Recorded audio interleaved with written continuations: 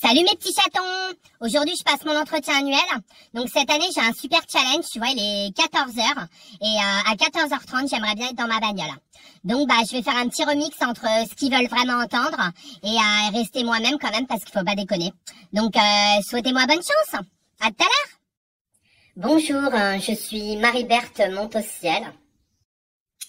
Eh ben ça s'invente pas ça, dis-moi. Montauciel? Je sais. J'étais prédestinée à faire ce métier. Je suis ta nouvelle instructrice. Eh ben, elle a bien fait de déclarer, hein. Je croyais que c'était une employée des pompes funèbres et qu'on allait organiser mes obsèques, wesh. Putain, elle a l'air aussi fun qu'une standardiste de chez Pôle emploi sous Séropram, la meuf. Bon, respire tâche, laisse-lui quand même une chance. Eh bien, enchantée, moi c'est Natacha. Oui, je sais très bien qui tu es, j'ai très souvent entendu parler de toi. Ah putain, ça commence. Ah oui? En bien, j'espère. Hein. Oui, plutôt bien, oui. Tu es la comique de service, à ce que tout le monde raconte.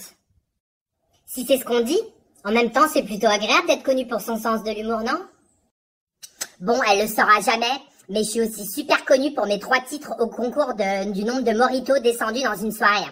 D'ailleurs, elle devrait essayer, ça lui débriderait un peu le parking à licorne. Hein? Parce que je pense qu'elle est déchirée après un lait fraise, wesh. Parle-moi un peu de ton parcours dans la compagnie. Oui, alors je suis rentrée chez Air Wesh en 2004 et j'ai commencé directement sur long courrier. Ça m'a énormément plu, les escales, le soleil, les gros équipages et le fait aussi d'avoir beaucoup de temps à bord pour pouvoir s'occuper correctement de nos passagers. Ouais, enfin, on va pas se mentir, ce que j'ai encore plus kiffé, c'est les apéros interminables à la piscine de l'hôtel, à refaire le monde et à parler de tout sauf des avions. Et suite à mes 6 mois de long courrier pendant ma période d'essai, j'ai pris un an ferme sur court courrier et je dois t'avouer que ça a été un peu plus compliqué pour moi. Ah bon, pourquoi cela? C'est plutôt agréable le court courrier, non? Ah putain, où elle me teste, où elle me cherche là. Pour être tout à fait honnête avec toi, bien que j'ai trouvé l'expérience enrichissante humainement, j'ai eu beaucoup de mal avec le rythme sur court courrier. Les levées tôt, les montées et descentes incessantes, le stress permanent. Même si au bout du compte, je suis pas morte. On dit toujours que ce qui ne vous tue pas vous rend plus forte. Eh ben, je sais pas quel est le couillon qui a sorti cette phrase à la con, mais j'ai bien eu envie de le rencontrer à l'époque. Je l'aurais briefé sur mon état de fatigue, ça lui aurait passé l'envie de dire des conneries à celui-là. C'est ton point de vue. Et tu es retourné sur long courrier par la suite? Oui, bien heureusement. Je me souviens du jour où j'ai reçu ma mobilité pour le long courrier. Ça a été vraiment une vraie libération pour moi. Ouais, enfin, une libération en sortant du commissariat. Bah ouais, je suis allée fêter ça avec des potes. Je me suis réveillée à 15 grammes en garde à vue. J'avais insulté une pervenche en sortant de boîte au petit matin. Cette conne m'avait collé un PV alors que j'avais mis 20 minutes à péter mon créneau sur une place livraison, s'il te plaît. Parle-moi maintenant de tes objectifs pour l'année à venir. Mes objectifs pour l'année à venir? Ouais, en fait, tu veux dire mes objectifs pour les 5 prochaines années. Ça fait 5 ans que j'ai pas eu d'entretien annuel. J'ai eu le temps de me taper 3 frottis, une mammo, un lissage de merde. J'ai déménagé 2 fois et j'ai eu 3 instructeurs que je connais ni des lèvres, ni des dents. Alors mes objectifs, ça va être simple. C'est de continuer à essayer coûte que coûte de me marrer à bord avec mes collègues et nos clients. Le reste, c'est de la littérature pour moi. En fait, je crois que j'ai comme objectif pour l'année à venir de rester de bonne humeur relativement et d'avoir une bonne santé. Ce sera déjà pas mal. Tu n'as pas envie de valider quelques notes de langue afin de passer la prochaine sélection chef de cabine? De quoi? La sélection chef de cabine? Mais bien sûr, et pourquoi pas la sélection Miss France pendant que tu y es? J'ai arrêté de croire au Père Noël, à la petite souris et même à Geneviève de Fontenay depuis bien longtemps, je te ferais dire. Dommage parce que je parle 5 langues. Mais ça, vous le saurez jamais. Bah ouais, on va pas se mentir. Quand un PNC réussit à avoir sa note d'espagnol, il se tape des Mexico et des Caracas à tout va. Ça fait pas rêver ton truc. Du coup, c'est plus une punition qu'une bénédiction.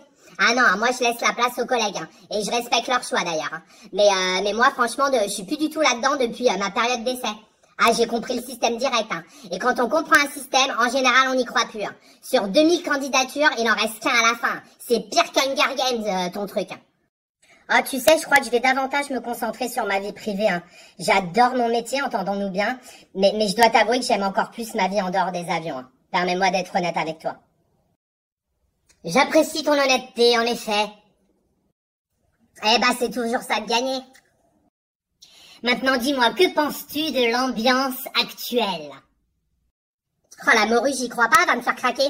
Calme-toi, Natacha, sinon tu vas aller pointer chez Polo direct. Pense à tes cats s'ils ont encore besoin de croquettes, wesh. L'ambiance actuelle, bah, ça fait des années qu'on nous fait flipper à nous dire que l'aérien va mal, que les compagnies du Golfe sont en train de nous tuer dans l'œuf. On arrive à nous faire croire qu'on est privilégiés, qu'il y a du monde qui attend notre place à la porte, qu'il faut faire des efforts, encore et encore, voler plus pour gagner moins, tout en étant de moins en moins à bord. Les rotations deviennent de plus en plus difficiles, avec des multitronçons de partout, des amplitudes de folie, des risques sanitaires, des menaces terroristes. Et toujours pas de reconnaissance, mais de plus en plus de collègues qui tombent malades et pas seulement du palu, avec les radiations cosmiques et toutes les conneries qu'on se prend dans l'organisme. C'est bien pour ça qu'on perd 10 ans d'espérance de vie, c'est pas un mythe. Pendant ce temps-là, les médias nous font passer pour des nantis, des enfants gâtés, parce que faut pas déconner, on voyage, nous. On est tous bronzés, on n'a pas le droit de se plaindre.